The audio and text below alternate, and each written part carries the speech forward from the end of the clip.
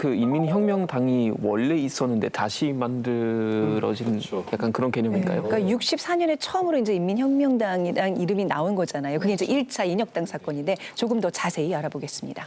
1964년 굴욕적인 한일 회담에 반대하는 6.3 항쟁, 대규모 학생운동이 벌어지게 됩니다. 시위가 격화되자 계엄령이 선포되고 김영욱 당시 중앙정보부장은 기자회견을 통해 이 시위에 배후가 있다고 발표합니다. 지난 8월 14일 중앙정보부는 북한 괴뢰의 지령을 받고 대규모의 지하 조직으로 국가를 변란하려던 인민혁명당 사건의 전모를 발표했습니다. 이날 김영욱 중앙정보부장은 이들 일당이 북한 괴뢰 노동당의 강령을 토대로 전 혁신계 일부 인사와 학생 등 도합 57명으로 조직됐다고 밝혔습니다.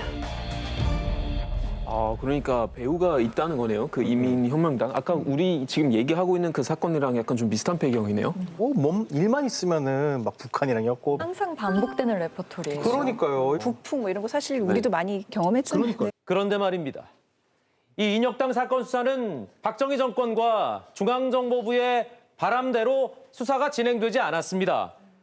검찰은 18일간의 철야 수사에도 기소를 할 만한 혐의점을 찾지 못했는데요. 심지어 인민혁명당이라는 명칭조차 조작된 것에 불과하다는 결론에 이르게 됩니다. 단 한 사람도 뭐 자백하는 사람 없고 물증은 뭐 물론 없고 물증은 애당초부터 없었는 사건이라. 인민혁명당이라는 국을 갖고 무슨 당을 만들어요. 그러니까 첫째 나는 결론이 대단히 머리 나쁜 정보부 고 담당자들이 그 당 명칭을 만들어냈다라고 보는 도리밖에 없다. 결국 당시 서울지검 공안부 소속 검사 3명은 양심상 도저히 기소할 수 없다는 이유로 기소 거부와 함께 사표를 제출합니다. 지금 보신 그 장원찬 변호사가 그 1차 인혁당 사건 때 사표를 던진 검사세요.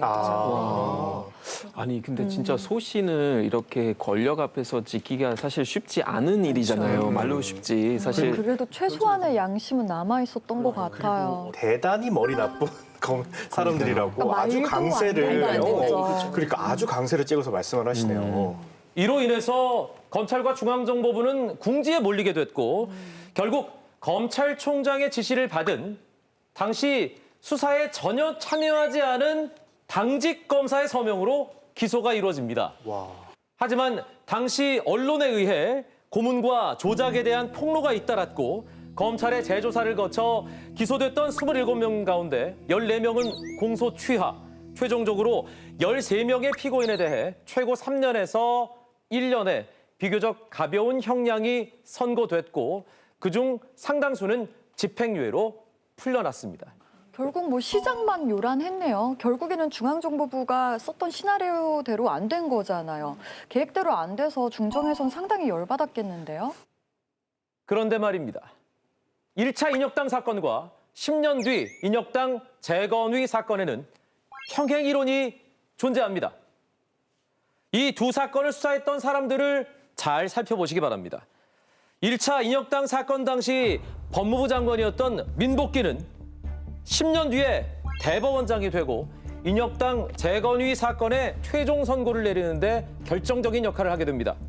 또 1차 사건 당시 검찰총장이었던 신직수는 인혁당 재건위 사건 때는 중앙정보부장이었고요.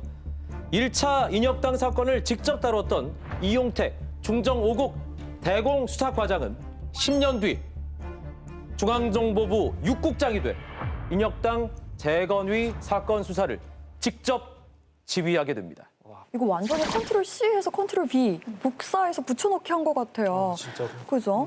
이거 들어보니까 한일협정 반대 운동 뒤에 북한이 있었다라고 만들려고 했는데 그게 잘 안 됐던 거고 10년이 지나서 한 번 더 또 배후에 북한이 있었다라고 만들고 싶었던 것 같은데 이거 합리적 의심 맞죠? 그렇죠. 한일회담 반대 운동을 이제 탄압하는 과정에서 그 배후로 지목된 것이 1차 인혁당이라고 할 수 있고요. 이 유신 반대 운동을 탄압하는 과정에서 그 배후로 만들어진 것이 인혁당 재건이다라고 할 수가 있습니다.